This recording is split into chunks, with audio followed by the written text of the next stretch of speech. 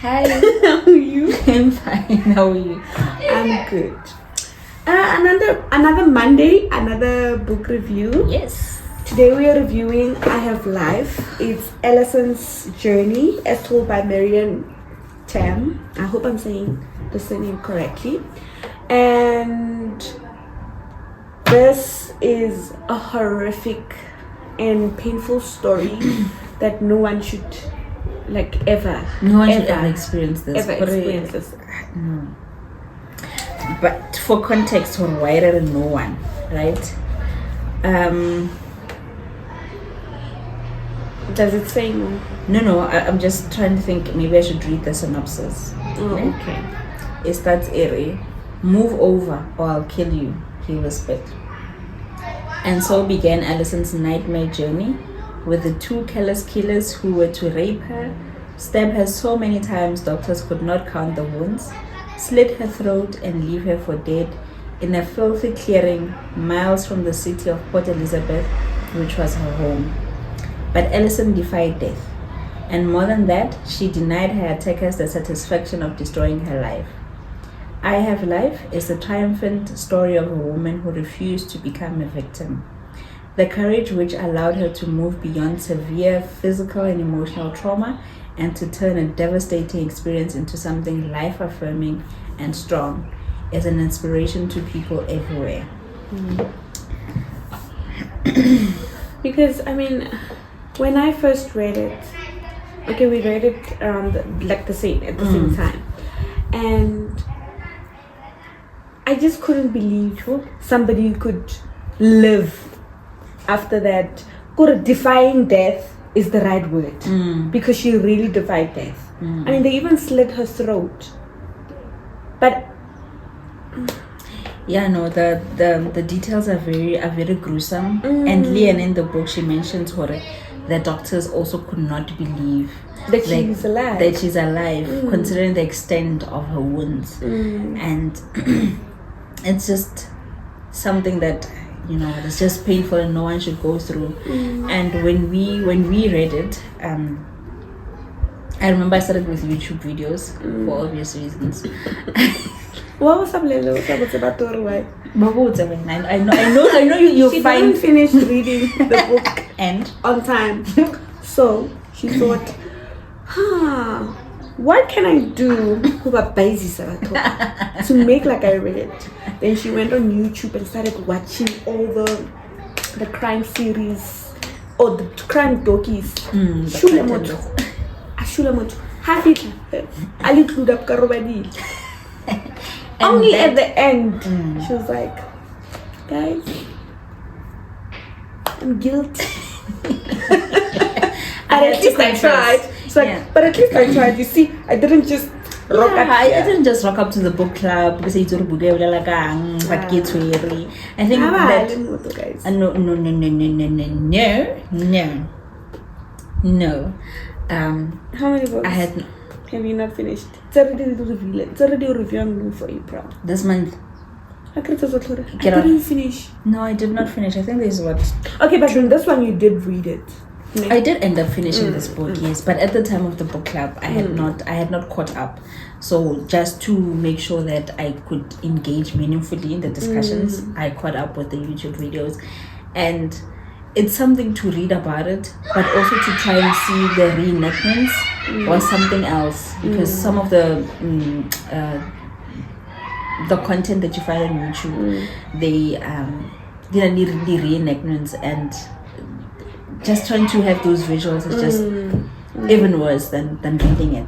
So Storisa Ellison says but she's also an inspiration, and I think that's why I'm capable to be part of the books that we're reading for this month, the spiritual theme that we have, because for some odd reason it leaves you wondering, why her? Because I think it was random. It was very random.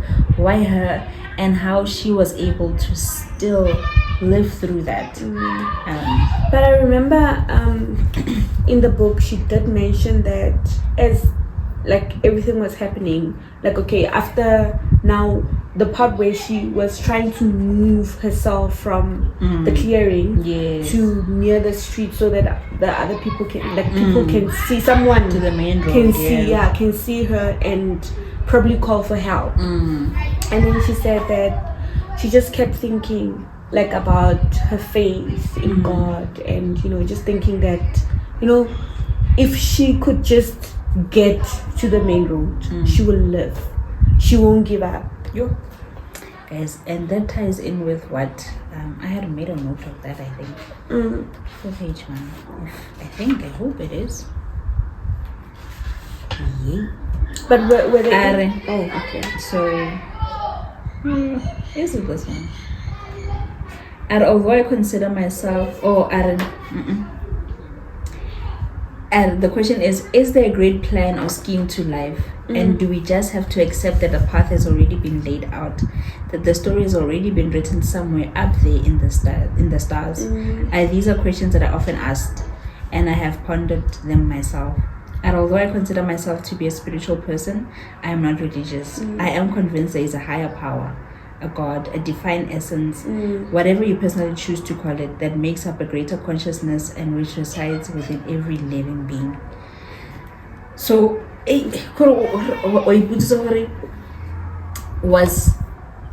was this also written in her path, in her journey, that this was going to happen to her? Or even if it didn't happen on that day, probably something like this would have happened on another day, or it wouldn't have been those two men. I think How it does goes all back. these things come It to goes be? back to just saying,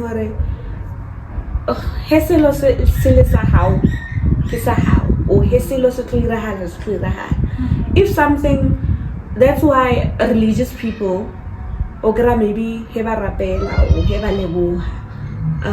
they'd often say things like, "Thank you for protecting me from the things that I didn't even know that I needed protected from."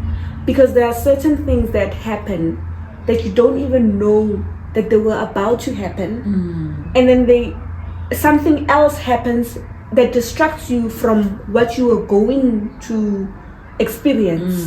Okay? Like that moment, going back to the guides and the teachers, assistants. Yeah, the assistants and the guides That we spoke It's about like- in our last episode. Yes, it's like now saying, you often use this route, but then for the life of you cannot understand why your heart is telling you not to Don't use use this it today. Ish. And this is your route. Ke route ya hao ya every day. And then you listen to your heart and you say, you know what, I'm not gonna. You listen to your guides, your heart, your assistants. Your That's audience. saying, don't use this route. And then later, utlwe ba re motho o tshwere poo o rapile o thuntshitswe hona mo that Mo fetang at the exact time. at that time. So it's those kind of things that I'd like to believe. If something's going to happen, it's going to happen. If it's not going to happen, it's not going to happen. So it is written in the stars somehow. So she was going to experience this, and she was going to live through it. Yes, she was going to. So it wasn't. Are we saying that there wasn't an intentional choice on her part where she chooses, okay, I'm giving up, and then that's the end of the road, or she chooses, I'm not giving up? Maybe you do choose. Maybe your guides help you to choose. Some power, like I'm calling it, some higher power helps you to choose life. Right? For instance, maybe that is how Franz, the guy who found him, the doctor. Not those two men. The two Franz Dutoy and Tiens. I don't care what his name is. Yeah, those No two one should. people. I think maybe, and it's bad to say this, but maybe that was the only way they could be locked up. I hear you. One time, her purpose was to bring those bastards to.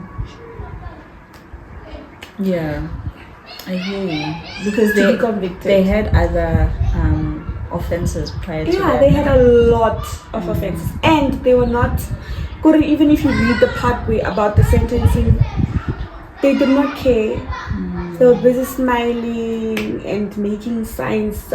so gangsterism and whatnot, and their parole has been. Yeah, I remember reading about it. Yeah. It has been denied, I think. Has been denied. It was in February that it was denied. So you see, sometimes your purpose is not very nice. It's horrific. But because of you was brave enough to say, it ends with me.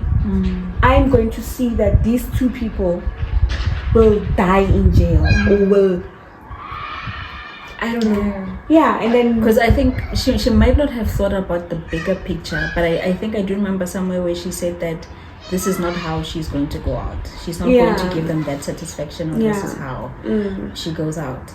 And you know what? With the books that we've reviewed this month, and I Have Life, these are like topics about purpose, topics about spirituality and destiny are always just so complex and difficult conversations to have. Whereas we can understand from Miriam's perspective, and she's lived through it, and she's really phenomenal and inspiring for having lived through that. Listen, did I say Miriam? Well, Miriam is the author. Okay, and I apologize. But sometimes I also tend to just wonder about the purpose, her perpetrators. Purpose, then what are we saying about them? Because sometimes we look at bad things that have happened to good people and how they have lived through it, and then we go and we say, okay, perhaps they went through that so that they can inspire others. That's all good and well. But now, what are we saying about the purpose? These two people that did these things to her, and there are many others like them. What are we saying about them? And I always just battle with the fact that they didn't just come to earth as a big bang. What does that say about their parents? And I think somewhere in the documentaries I might have learned they didn't have the best of upbringings, and most of them don't. And it's probably because of that that they end up where they end up, but they still have to account. Agreed. Yeah, so even though you'd understand somebody's circumstances, they were dealt a heavy hand, but it doesn't excuse the fact that you did something wrong. So it's back to judging the deed and not the person, which is just it's a challenge, especially with these kind of things, because of how do I not judge you? Like, what kind of person are you who does something like that? But anyway, so did you feel, were there instances in which you felt the author was not being truthful? Absolutely not. I don't think there was no reason. I don't think there was any reason for me not to believe her. Me too. I mean, this is a lived experience, so... No, I agree with you. So, I'm gonna share a favorite part. Excuse me. Page 242.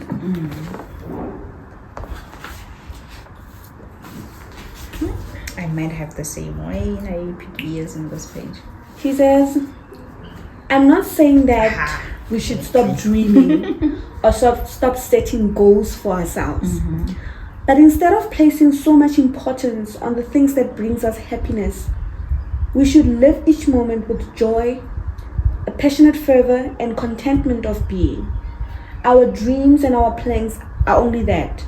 They are not necessarily what the future will be or where we will find ourselves in the future. In other words, we cannot foretell the future, but we can choose how we live each day. So again, it presses on presence. Yes. Being present, living for now. Because of, you don't know what's going to happen tomorrow. Yes, we plan because we hope that things will happen like that. And it's good to plan because it means you love your life. You want to have hope for the future. but Uskara, like, don't be in over your head. Don't spend too much time in the Yes. future or even in the past. So and it's very difficult. It's very difficult to always be in the present. Especially because we are humans of hope. We have aspirations. We have dreams.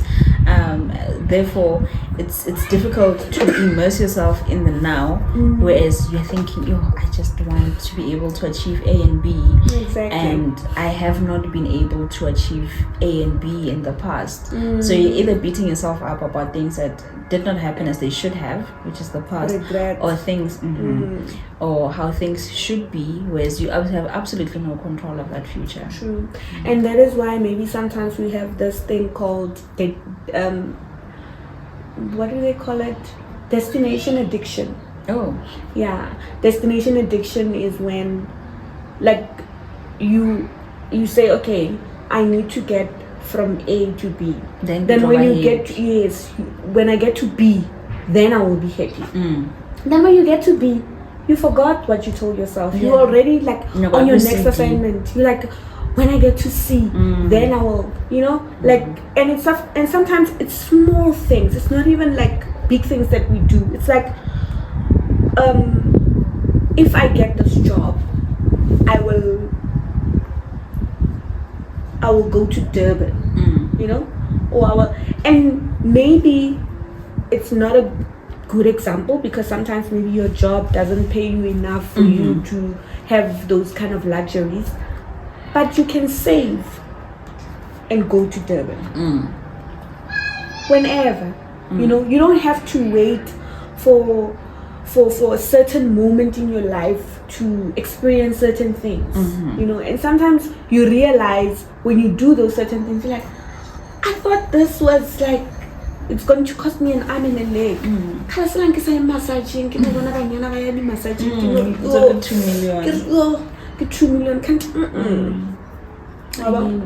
So destination addiction is very real for a lot of people. You tend to just want to enjoy things when certain things happen in your life, and then when they do happen, you forget.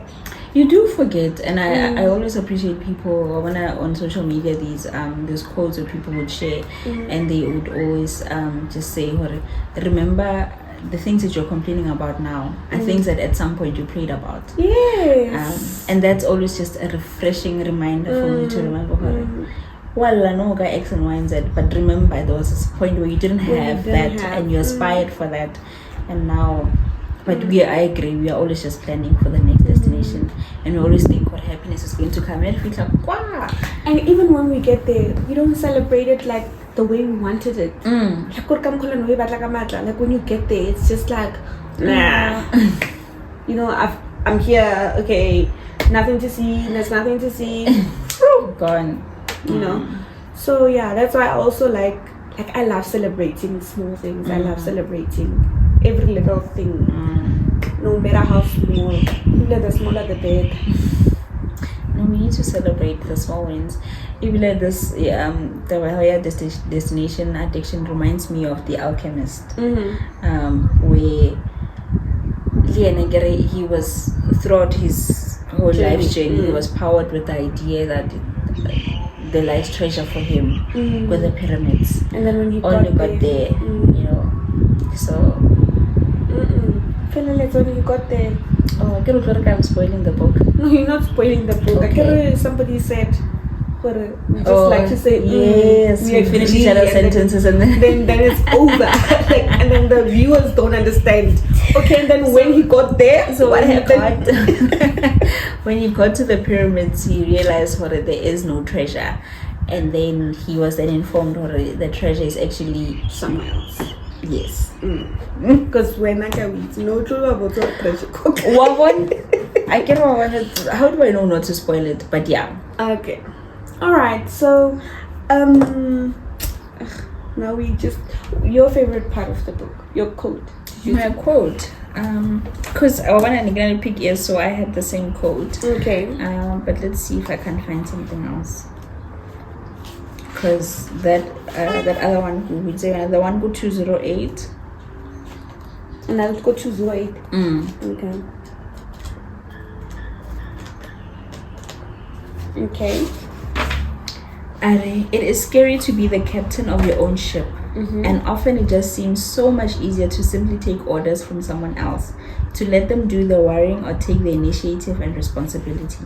But as long as you surrender your life to someone else or to outside forces, you will be a little boat tossed upon a choppy sea. So, yeah. I do not believe that Franz and Tiens were sent to me so that I could learn something. Essentially, they came into my life because I was unconscious, unaware, and wrapped up in a world of my own. And I lived then, like so many of us still do, in a bubble, a safe little cocoon, blissfully ignorant of what was going on around me. But also, what could she have done differently? It depends on which perspective we're looking at it. Someone else could say, Hore, if you're looking at it purely from a safety perspective, you would say, Hore, she should have at least not been out at night, or have had her doors locked, stuff like that. But now, if we're going to look at it from a destiny and a philosophical way, we're going to say probably there wasn't anything that she could have done, And for me, saying even these safety perspective, there's no way putting blame on her or her actions. What happened to her should not happen. And it happened so fast. It happened so quickly. It could have happened to anyone, and I still do believe that it could happen at any time of day. But yeah, again, it depends on which perspective you want to base your argument. Okay, so what are we rating the book? For me, it is a 5 out of 5. Yeah, for me, I think it's a 4. Just in terms of writing, I'm not going to rate her experience at all. I have no business doing that. But just from a writing perspective, it's just going to be a 4 for me. Okay. All right. So, happy reading. Happy reading. Happy staying present. Happy awakening. We hope you enjoyed the books. Yeah. See you next month. Yes. Sure.